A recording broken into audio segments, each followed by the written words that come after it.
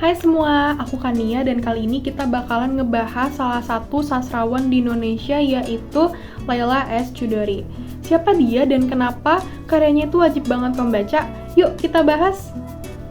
Leila Chudori adalah penulis dan jurnalis yang lahir di Jakarta pada 12 Desember 1962.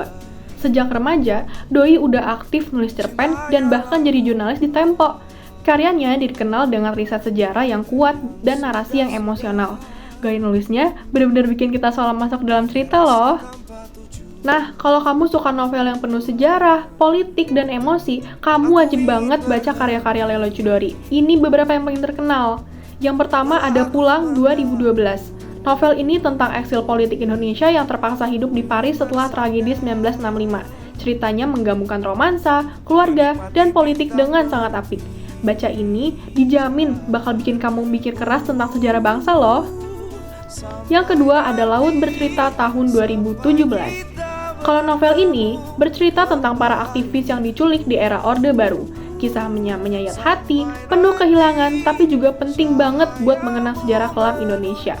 Banyak yang bilang setelah baca ini, mereka jadi sadar bahwa sejarah itu nggak boleh dilupakan.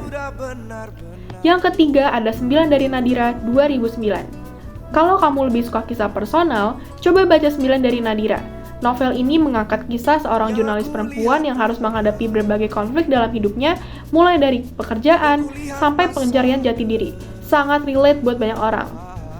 Nah, kenapa karyanya penting?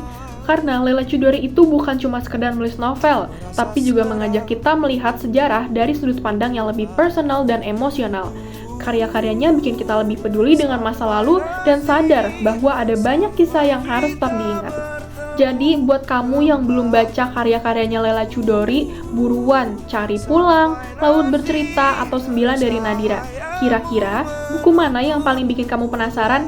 Drop di komen ya! Nah, jangan lupa untuk subscribe untuk konten literasi lainnya. Sampai jumpa di video berikutnya dan salam literasi!